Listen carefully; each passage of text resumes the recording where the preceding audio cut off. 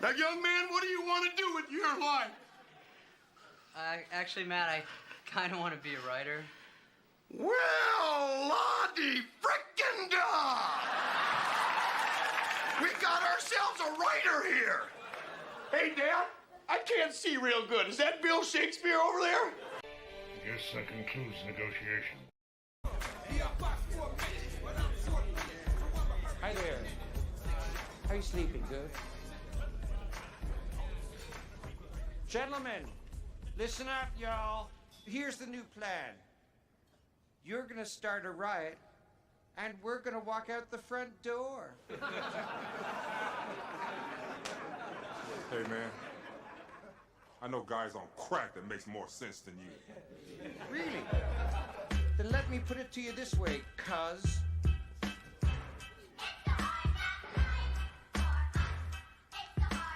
Yeah.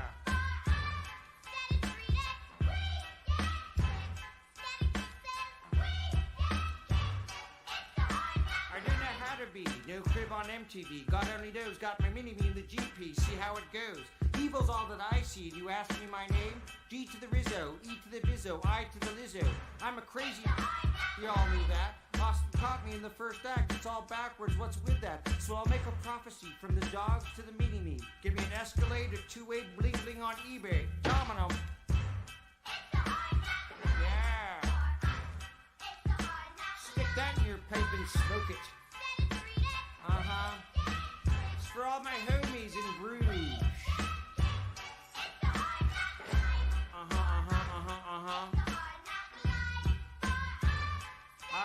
Cristal, my moto, a couple of bee hutches. Why not? I got a buster move, dropping buster groove, feeling fine. Got an evil crew, gold member to lick my 9. Till then, I'll on my butt, brains out, put on call and splooge in your app. That's all. For shizzle my nizzle, y'all. The sound of the cannon. Attention! On the count of 3. 1. So it begins.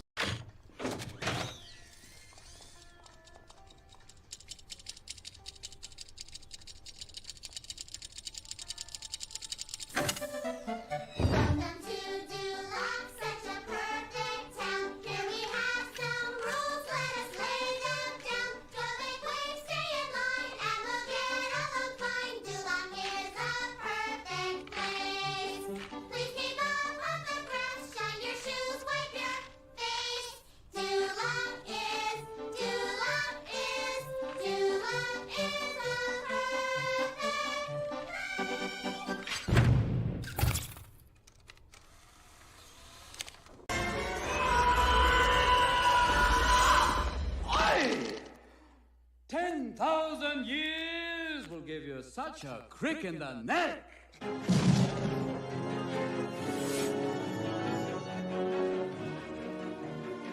Beetlejuice.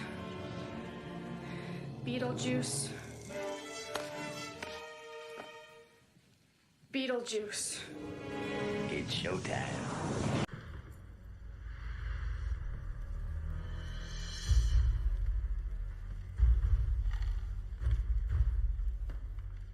Everybody comfortable? Yeah. Get your motherfucking ass up when I'm talking. And here we go. Hello once again. We have a lot of news to cover. I'm sure you've heard there's a writer's strike going on. It just started like last week. The Hollywood writers decided 97% decided to go on strike, and probably the worst time that they could decide to go on strike, because like the diminishing returns on box office, the very few billion-dollar movies in the last couple of years, Top Gun Maverick, Avatar, No Way Home, only like 4 of them. Can't remember what the 4th one was. Mario. Yeah, of course, Mario. How could I forget that? I just saw that the other day. It was pretty good too. I loved it. I'm pretty much a Mario normie. I've only ever seen the '93 live action movie. I played a game one time at my cousin's house years ago. It was actually kind of fun. But yeah, I have, I'm not steeped in Mario lore or anything. I just went into it blind and had a good time. I loved it. Oh, other movies I've seen recently. I'm just gonna sidebar real quick. Renfield. I had a lot of fun with that. That was awesome. Me and my brother saw that. Yeah, had a good time. Another one. Oh, Dungeons and Dragons. I also have like no exposure to that other than the original live action movie. Same thing. Never played a single game. Um, I do have a couple of books though to do with it. Mostly to do with the monsters found in Dungeons and Dragons because I've always been a huge fantasy fan. I love collecting books on monsters, different fantasy creatures. So I have some that were written by I think Dungeons and Dragons authors, and some of the monsters that you find in the game are in there, like the Beholder. That's how I knew what a Beholder was when I saw that in the live action movie, uh, in the original one, because I remember they showed one, and yeah. So I loved that movie too. Didn't get to see John Wick 4. I think I waited too late for that. Now it's out of theaters. I want to. But yeah, let's get into the writer's strike. This is pretty funny. This man, they are not going to get these demands they're asking for. I don't think they're gonna get these concessions. Like this is ridiculous. Oh, oop, I put it on the wrong side. Let me fix this. Hey there. Hollywood writers are on strike. Here are 5 things you need to know. On Tuesday, 11,500 members of the Writers Guild of America went on strike. Since talks with Hollywood studios began March 20th, the two sides have failed to reach an accord on a new 3-year film TV contract to replace one that expired Monday. A long strike could have a ripple effect on not only film and television production, but also the Southern California economy. The impact is also likely to be felt in Georgia, New York, New Mexico, and other production hubs nationwide. Without writers, scripted television shows will struggle to continue filming, and live late night shows will stop immediately. Well, that's not a big loss.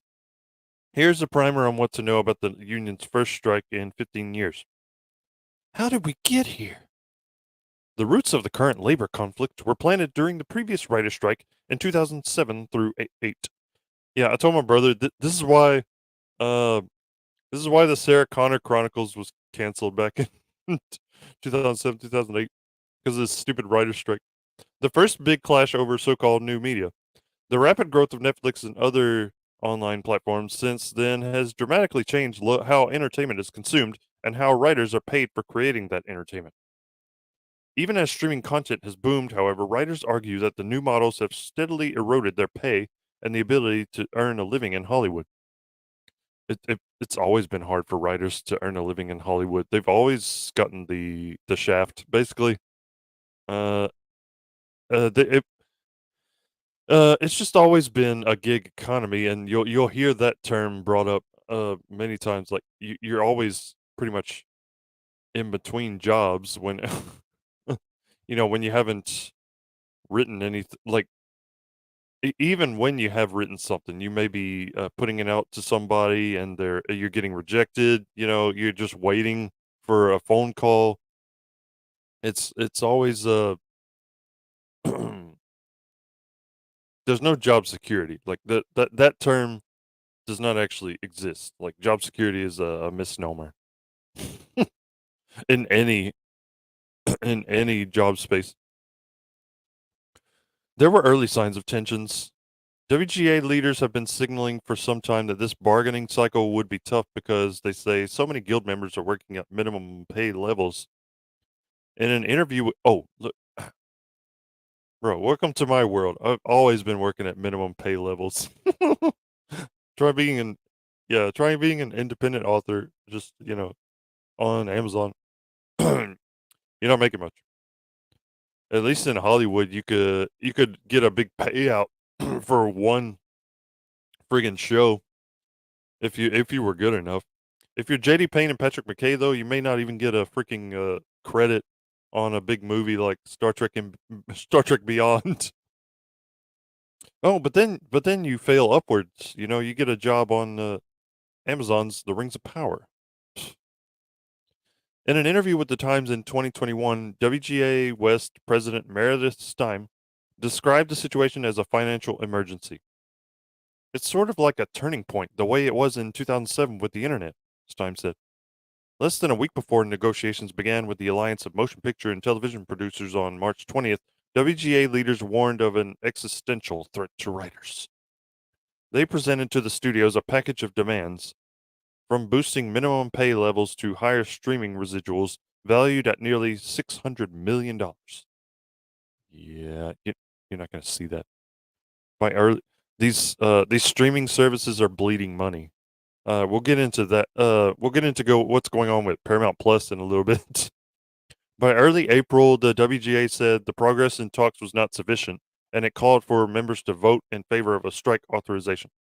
The WGA strike authorization was granted by a historic margin, 98% to 2%. Writers returned to the bargaining table on April 14th. Still, by the midnight Pacific time deadline on May 1st, there was no deal to be had. Yeah, because they don't have the money to dish out. So, what are the main sticking points for writers? In short, writers argue that their pay hasn't kept up with the rapid pace of technological change. They say they are working for shorter periods of time and having to find several gigs a year to make ends meet. That's how it's always been. Typically, broadcast networks would order about 20 episodes for shows that would be worked on over 10 months, but in recent years, studios have more often focused on streaming short order series with 8 to 10 episodes. In particular, that's right. Yeah, they've shortened series, so like they're not writing as much as and thus they're not getting paid as much. But that just means you gotta write more for other shows. Like actually write and don't wait. Like that's part of my problem. I've only written one book, so yeah, I've only gotten sales for that one book. But if I write more, then I might get more sales. It's just common sense. I'm writing my second one now, and I'm hoping to finish this trilogy within the next couple of years, and then I can just focus on other things. I have other books in the works. I'm just trying to focus on this one right now. In particular, writers have complained that residuals, the royalties they collect when the shows they create are re-aired, are much lower in the age of streaming than they were when they were working for broadcast networks, when successful shows would run for years in syndication. Yeah, well, I know comic book writers have been screwed a lot in the past. The guy who created Winter Soldier, the Winter Soldier version of Bucky, I think he got screwed on, Civil War and stuff, and the Winter Soldier movie. So there have been news stories about the writers not getting the proper residuals for their works, for their creations. This is nothing new. Another sticking point is the growing use of mini rooms, where small groups of writers lay out the foundation of a series before it goes into production and are often paid near minimum levels. That's because the studio's not sure if it's going to be a hit or not. At least at first. Like you might get paid more if the series is a hit, and they're actually making money. But on these streaming services, they're not actually making money. That's the problem. They stopped licensing out their IPs to other streamers like Netflix and shit, and they just decided, like Disney decided, we're gonna put everything on Disney Plus. We're not even gonna release these things on Blu-ray anymore. Not like the original things, like Mandalorian. You can get Mandalorian on bootleg Blu-rays, but yeah, Disney's not actually putting out Blu-rays for that. They do still put out Blu-rays for their animated classics, but even then, not a whole lot. Like they still want people to just flock to their streaming service. The problem is Disney has been making so many freaking stupid decisions, getting political, all that stuff, turning people off, that they lost 1.4, I think 1.4 million, or it might be closer to 2 million subscribers in one quarter. They're not doing so great. And yeah, Paramount Plus, as I said, I'm gonna get into that. I'm just teasing that right now. Half of series writers now earn scale, the minimum episodic or weekly rate, versus 33% during the 2003-2014 season, according to a recent WGA survey. Median screenwriter pay hasn't risen since 2018, and adjusted for inflation has fallen 14% in the last 5 years. And the median weekly pay for writer producers declined 23% over the last decade when adjusting for inflation, the union said. Well, you're not in like a coal mine, you're writing. This isn't like one of the hardest jobs in the world. It does exercise your brain, but that's about it. And your hand maybe if you write shorthand and type. But I was gonna make a point and I forgot. Oh yeah, yeah. Minimum wage in the U.S. It took.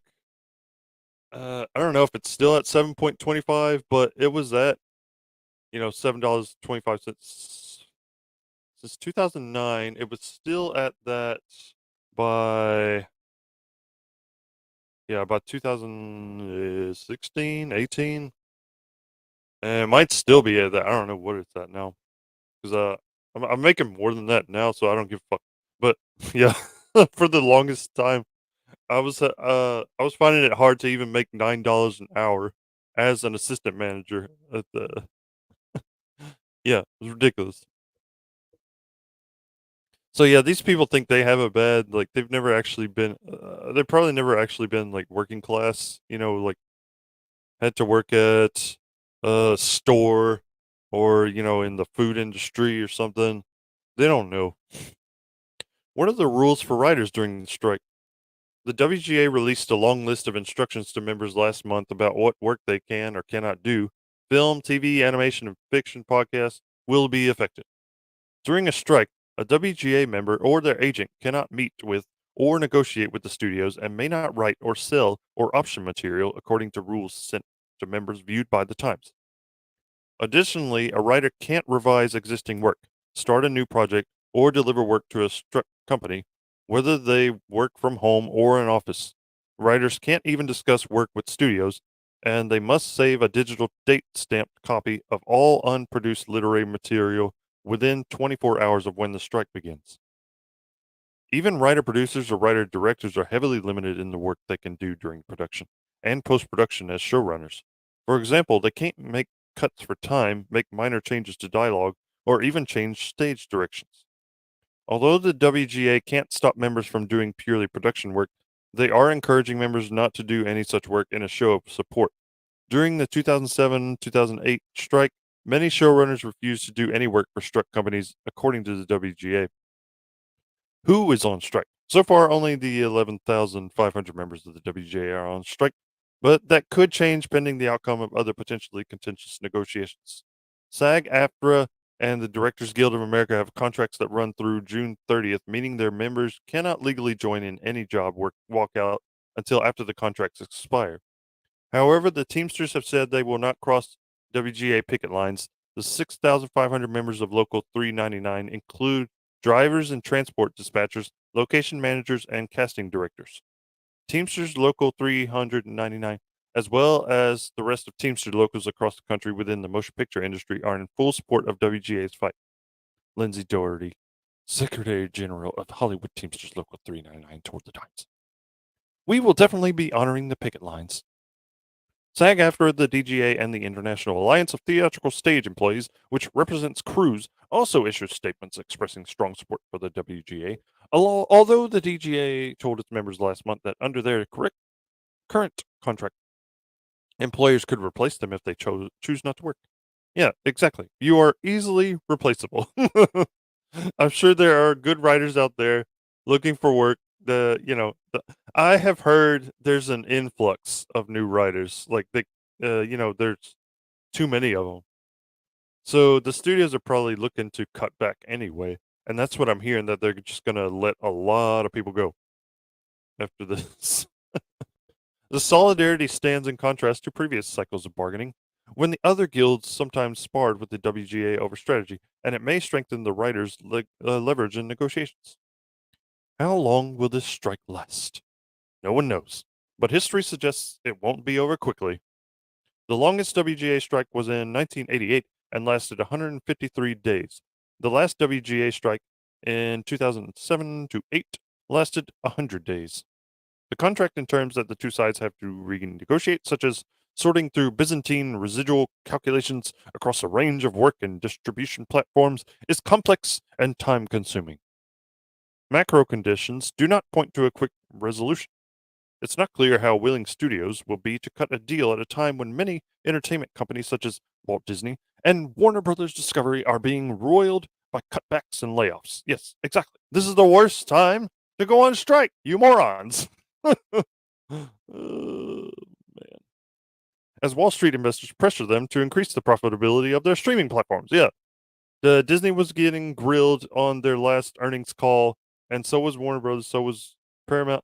Oh, yeah, we'll get into that. Okay. This will be the last time I tease it before I get into it. Some studios may even view a walkout as an opportune time to scrap unprofitable writer deals through so-called force majeure clauses in contracts. Again, this is the wrong time. A walkout could last weeks or months depending on how negotiations play out with other Hollywood unions. AMPTP has to start negotiations with the DGA on May 10th, followed by SAG-AFTRA, which is scheduled to begin bargaining a month later. Yeah, this could go on for a while. Because you know how entitled people are nowadays. Jeez. So, yeah, let me get, delete that. Get this one.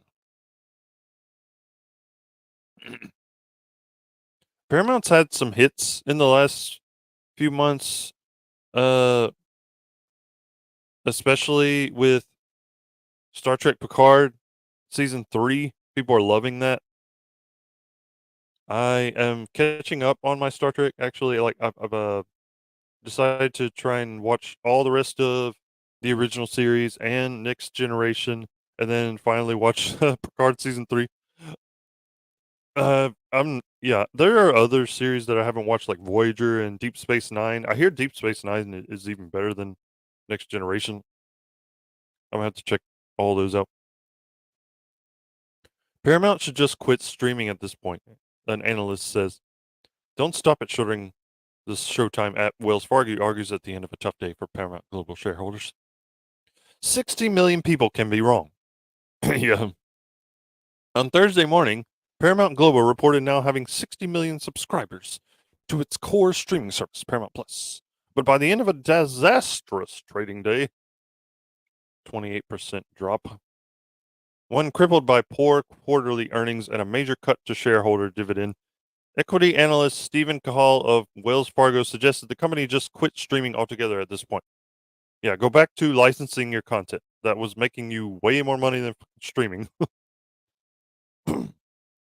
Paramount Plus, like every streaming service not named Netflix or Hulu, is not yet profitable. Yeah, that includes Disney. It's not profitable. But that's only the beginning of Kahal's argument. Analysts and media executives have long speculated that only a handful of all the streaming options around today will survive or make money in the long run. Yeah, there's only probably going to be like 5 left in the streaming wars when the smoke's cleared.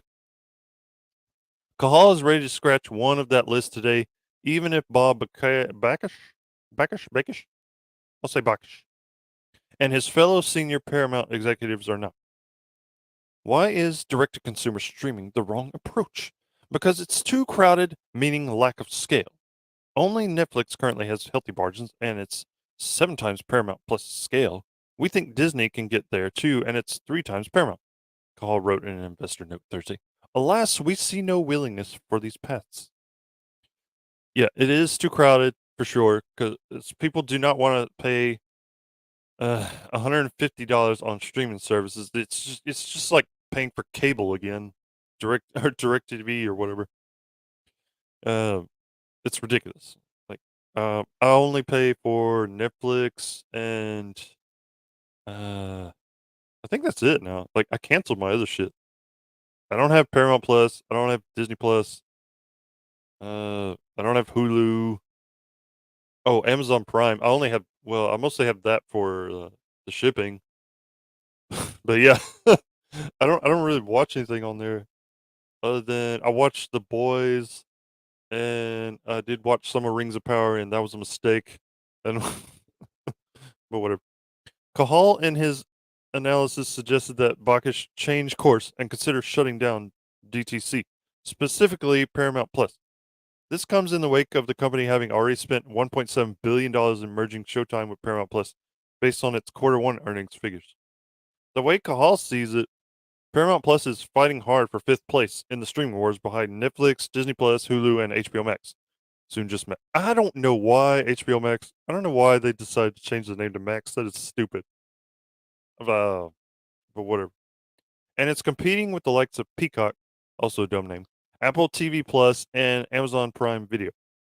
According to Wells Fargo's model, Cahal doesn't see Paramount or even Comcast breaking even in streaming until 2027. Jesus.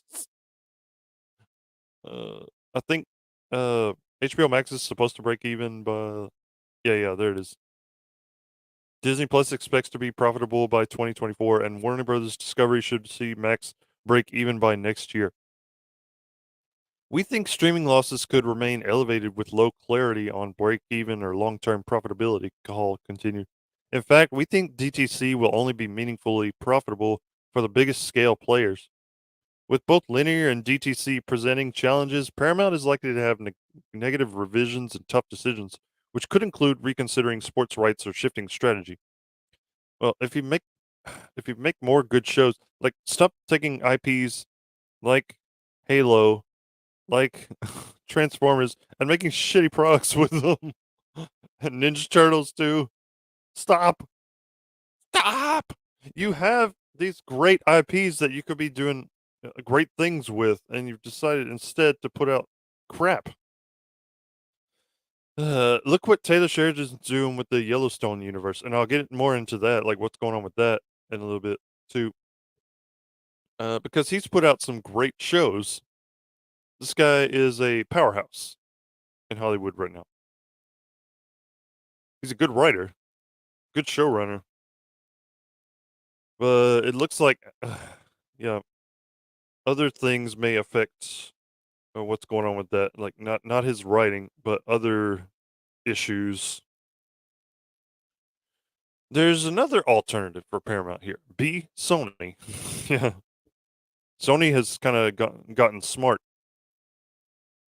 Let's see. If Wells Fargo were running Paramount, they'd turn it into an arms dealer like Sony. Yeah, licensing and selling its content to others.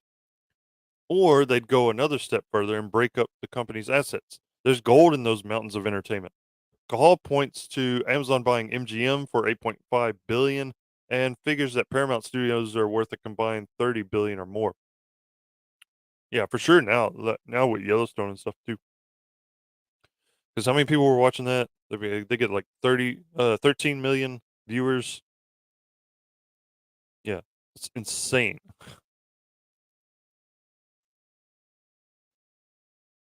So Paramount Plus is in trouble. Well, Paramount stuff is in trouble if they don't do something quick. Like the bottom's gonna fall out. Because now we're getting more drama out of Yellowstone. We heard before that Kevin Costner was possibly leaving the show due to like scheduling conflicts. He wanted to work fewer days than he was contractually obligated to. By all accounts, he's been notoriously hard to work with in the past, and I guess that hasn't changed. Like I don't know. Maybe he's kind of a diva. I don't know. Don't know the guy personally. Never worked with him. But let's get into this. Yellowstone to end with season 5. That's this fall. New sequel series to debut in December. So I guess Taylor Sheridan was already working on a sequel series, working on writing it and whatnot. Yeah, I don't know, because by December, you gotta be cranking out some episodes, man. Like each one of these is an hour long, just about. We'll see.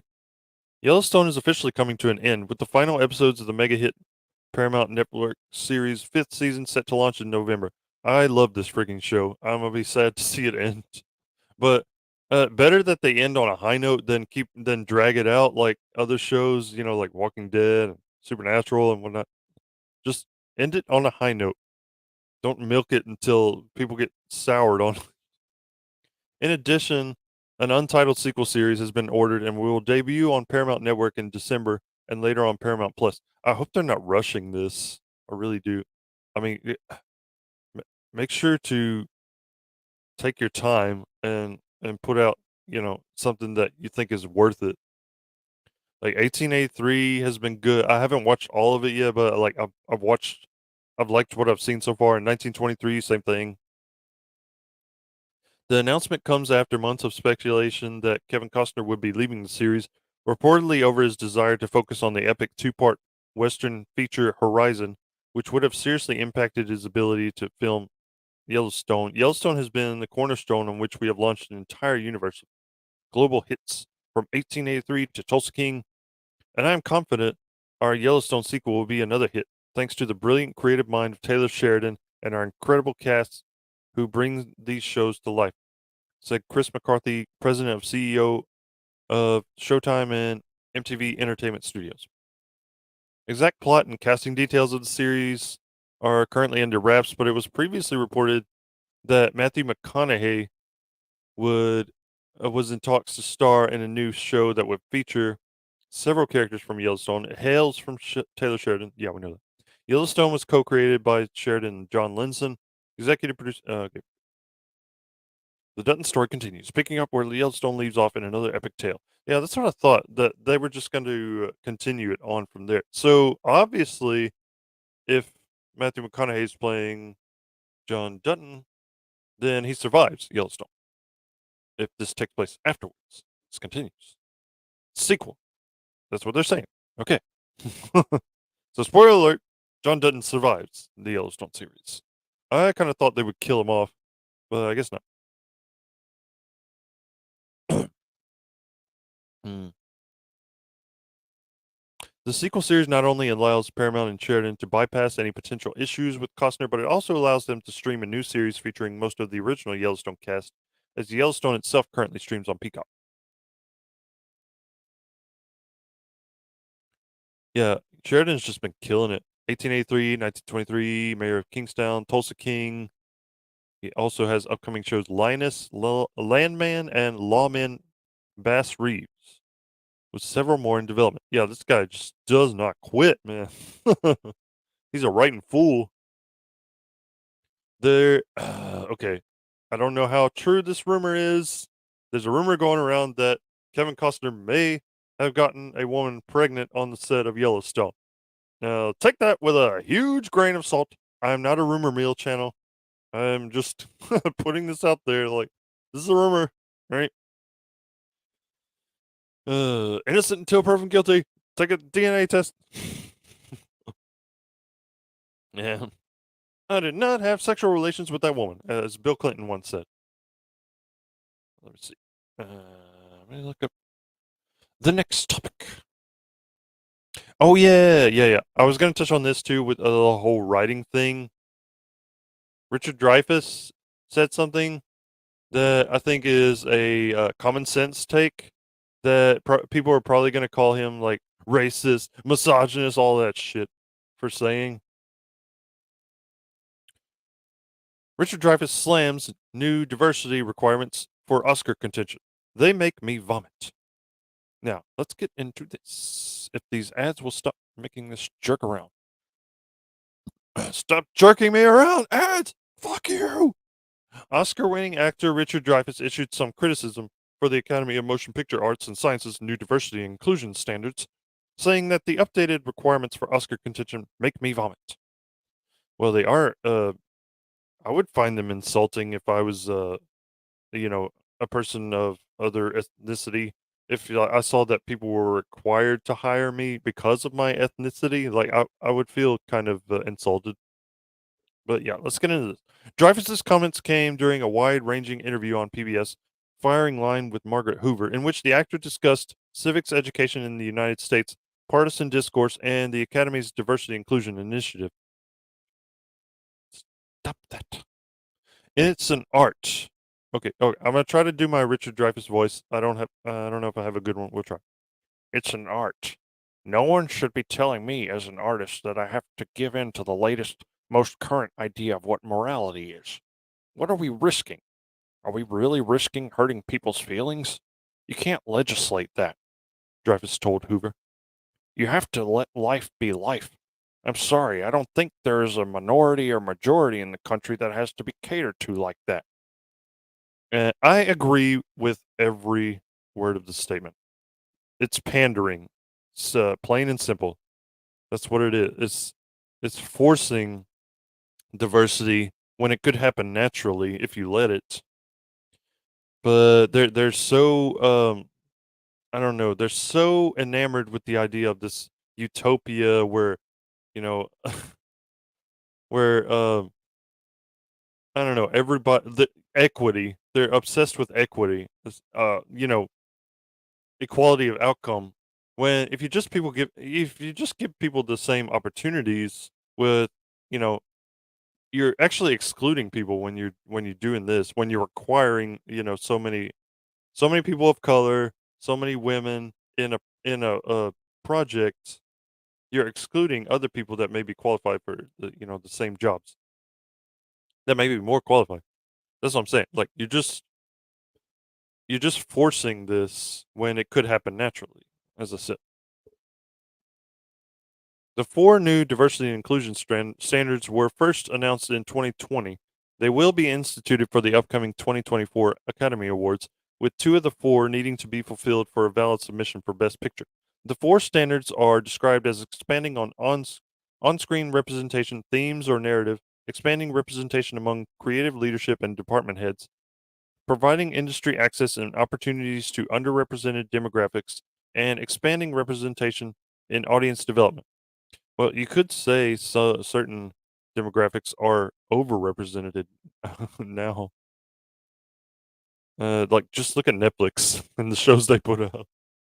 Dreyfuss's comments continued with a defense of Laurence Olivier's performance in the 1964 feature Othello, in which the English actor played the Shakespearean lead in blackface. Whoa, what the hell? What happened here? Stop it. He played a black man brilliantly. Am I being told that I will never have a chance to play a black man? Is someone else being told that if they're not Jewish, they shouldn't play in The Merchant of Venice? Are we crazy? Yeah, it's called acting. Like even Ian McKellen said that. Like we're playing somebody else. That's the point. This is so patronizing. It's so thoughtless and treating people like children. Yeah, exactly. Dreyfuss's most prominent credits include Jaws, Close Encounters of the Third Kind, American Graffiti, W, and Mr. Holland's Opus. He won the Academy Award for Best Actor for The Goodbye Girl. The interview with Dreyfuss also touched on renewed efforts to control curriculum and ban certain books in public schools. I think we're cowards. Republicans send their children to schools hoping and praying that their children will come back Republicans, and Democrats send their children to school urgently praying that their children come back Democrats, Dreyfuss said. The idea that a parent would walk into a public school and say, I don't want my children exposed to opposing views, that's wrong. I don't know how true that is, but I mean, if I were a parent, which I'm not, I would want my kid to be exposed to different viewpoints just to like challenge their own. They may not change their minds about their viewpoints, but they can at least see both sides of the, you know, of the argument. Republican, Democrat, it doesn't matter. They're all politicians. Don't trust any of them. That's what I say. That's partly why Trump was so popular and still is, because he's not a politician. Like he's a businessman. But yeah, I mean, I agree with most of that, but the whole the whole white guy playing a black guy thing, that I'm still not. I still don't think that's cool though. I mean, it is acting. Acting is just pretending to be somebody else, but there has to be a line somewhere, I think. Like, although you do get movies like White Chicks, where you got these black guys pretending to be white girls. So yeah, I think in comedy, there's there's more leeway because you're making fun of things, but just to get people to laugh. That's the only point to it, to get people to laugh. You're not trying to attack anybody. You're not trying to, you're not trying to take any demographics down. You're not trying to put them down. Like South Park, they make fun of everybody and everything, just to make people laugh. Okay, just to keep them tuning in and talking about the show because it's fucking the balls to the wall craziness. Dave Chappelle, he could say anything and not worry about getting canceled. Uh, there's only certain comedians nowadays because most of them are scared. But yeah, some of them, they're not afraid to speak their minds. But yeah, the John Wayne playing Genghis Khan, I don't think that was cool. I don't, and I love John Wayne, but yeah, that wasn't a good choice. Because that was supposed to be like a historic epic. It's not a comedy. Uh, Tropic Thunder. I love Tropic Thunder. That's a straight up comedy. It's a guy playing another guy who's playing another guy. Very meta, and I love it. Yeah. So yeah, I think there's certain cases that could be exceptions to the rule that just prove the rule. Yeah. I don't know if you've heard. Okay, this is another rumor. Okay, this isn't a rumor mill, but I saw this on Facebook earlier, and I wanted to address it because it's insane. Don't know how if there's any grain of truth to it at all. This Dwayne Johnson situation. $3 billion kidnapping lawsuit that he's apparently tied to. Well, yeah, reportedly tied to. Actor and celebrity Dwayne Johnson is facing a major $3 billion lawsuit alleging kidnapping. Well, according to this rumor, he's tied to a conspiracy to kidnap somebody. He got his star in the WWF, now WWE, under the name The Rock, as a third-generation wrestler and the son of the great Rocky Johnson. Dwayne Johnson would go on to have a successful wrestling career and make his way into Hollywood, paving the way for wrestlers like Dave Bautista and John Cena to also transition into acting in the future. Okay, yeah. This just touches on like all the works he's done. They just announced like last month that Moana is getting a live action. That was just like, yeah, that was less than 10 years ago. But yeah, if this is true, then that's probably not going to happen, or at least not with him. Last month, Johnson announced that he'd be returning to reprise his role as Maui in a live action version of Moana for Disney. The announcement was met with some criticism, just because of how soon it is, like after the original. But the expectation is that filming will begin later this fall and that Johnson will be a major part of not just acting in the movie, but helping produce it. However, there is a major issue currently plaguing the former WWE champion. Former TNA and WWE wrestler Trinacia Biggers, who went by the ring name Raka Khan, recently filed the court documents necessary to move forward with a $3 billion lawsuit that names Dwayne Johnson as one of the defendants in an alleged kidnapping, which Inside the Magic covered previously. Biggers claims that Johnson and his business partner Danny Garcia made plans to abduct her and her children in 2008. You may know Danny Garcia. She was also the agent of Henry Cavill. Yeah. You can look more into that. Biggers alleges that Johnson and Garcia sent 3 million men who forcibly removed her from her house in Tampa, Florida. She claims she was taken to a hotel in Miami, Florida, and abused both physically and mentally while being confined there. She alleges that both Johnson and Garcia threatened to harm her if she did not obey her demands. Some other defendants named in the lawsuit are the state of Texas, the El Paso Child Protective Services, the Las Cruces, New Mexico Department Police Department, the NYPD, the National Center for Missing and Exploited Children, New York, ACS, Omega Psi Phi Fraternity Inc., Shirley Police Department, Sigma Phi Epsilon, Suffolk County, New York, Bank of America, Home Depot, and even the FBI. Jesus Christ. In the most recent development, Johnson and Garcia's counsel released a statement where they categorically deny any involvement in the alleged incident, adding that they look forward to clearing their names in court. Another report shared by Disney Dining reminded readers that these are accusations and nothing has been proven legally. Yeah. Innocent until proven guilty. Dwayne Johnson is the target of serious allegations that necessitate a comprehensive investigation. It's crucial to keep in mind that they are merely accusations and both sides have the right to produce their supporting documentation in a court of law. Even while the truth might not suffice right away, it's critical that we continue to pursue justice and responsibility. A court date has yet to be announced and no other statements have been issued at this time. Until the complaint makes it to court or is settled outside of court, we likely won't hear any more updates as legal counsels begin to prepare their arguments. Yeah, this is insane. Looking to see if they had comments. I guess not. Oh, yeah, few comments. I gotta see what people are saying about this. Because I've heard mixed things about Dwayne Johnson himself, like personally, that he's actually a jerk in real life. Like he's charismatic, but not actually a good guy. Like that's the things I've heard about him. Like that he screwed Henry Cavill, he screwed Shazam, everything. Like he didn't want to cameo in Shazam as Black Adam. And he wanted nothing to do with that movie. Just wanted to be the center of the DC universe with Black Adam, which it kind of seemed like, it was coming across that way during the promotion of Black Adam. Even years before when he first put out that promo video,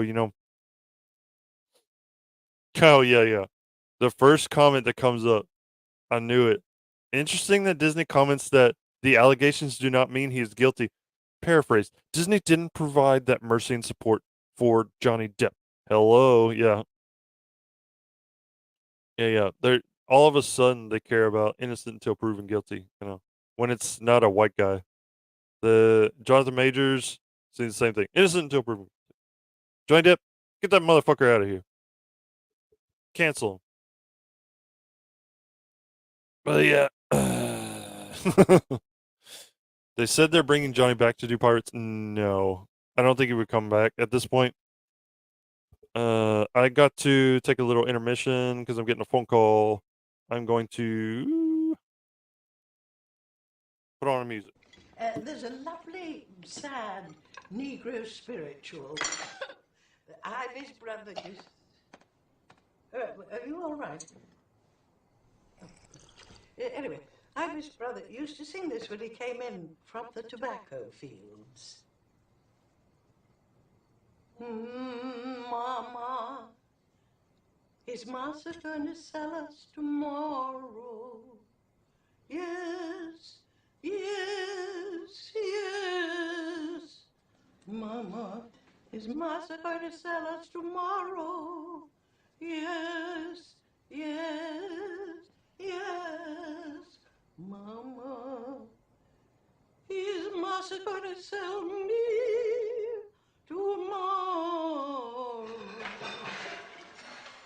Yes. Oh, watch and pray. Now there's a second verse. If you'd like to join in the chorus. Mama, is Massa going to... I'm back. Welcome when Johnny. Okay, I'm reading these comments and it's like, oh, that's another thing. Amber Heard has left Hollywood. She's persona non grata now, basically. When that Aquaman movie comes out, I'm gonna be surprised if it makes more than 500 million. Yeah, it's not making $1 billion like the first one did.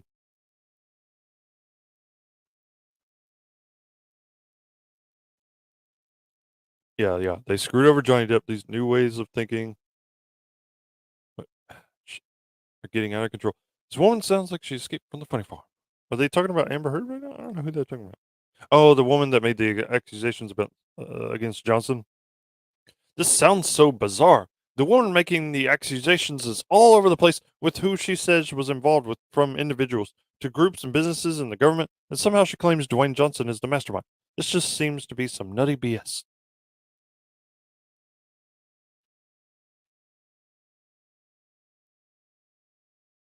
Oh yeah. That's another thing. Like I guess she claims that Dwayne Johnson was in, was gonna be in the new Pirates, and now this is gonna like screw those chances. But I had never even heard that until this came up. I had heard that Disney was trying to make an all-female Pirates, and that got nixed because the backlash was just so intense. Like people are much more on Johnny Depp's side than fucking Disney's, especially now.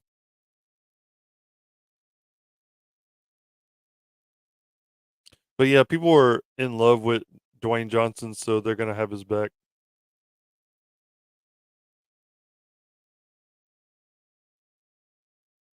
Yeah, he might be an asshole in real life, but that doesn't mean that he was trying to kidnap somebody. Let's be real. I mean, this could be all bullshit.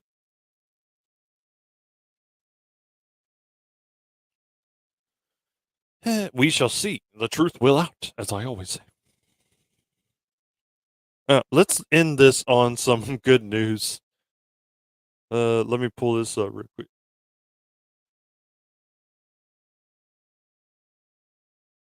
Oh, by the way, Guardians 3 getting mostly good reactions. We'll see how the box office does though. I think it's made like 110 million so far. It was projected though to make like 130 over the weekend. We shall see. But the Marvel movies have been diminishing returns lately. But this made me happy. I was wondering who they get to play freaking Johnny Cage in Mortal Kombat 2. I love Mortal Kombat. We used to play that game all the damn time on the Sega Genesis back in the day, and then on PlayStation 2, they had a couple games. Karl Urban, man, freaking Karl Urban's gonna play Johnny Cage. That's gonna be awesome. I'm all in on this. The Butcher of the Boys is joining another bloody slugfest. I liked the 2021 movie. It could have been gorier though. Like that's the thing. Like just go balls to the wall with this. Just go all in on this. Just go all out. I mean, because this should be rated R, like a hard R. Maybe not the sex so much, but the violence. The violence should be balls to the wall. The Mortal Kombat sequel has found its Johnny Cage, a popular character from the video games who was teased at the end of the first movie. The boy star Karl. Okay, he's not just the boy star. Okay, this is fucking Aemir from the Lord of the Rings trilogy, bro, and Dread. He was great in both of those. Well, he's great in everything. He was great as Bones in Star Trek. The what you call them? Well, they're sequels slash reboots. The 2009 movie in that plays Billy Butcher. He's great in that too. On the bloody R-rated superhero satire series, he's in final negotiations to take the role. I really hope this happens then.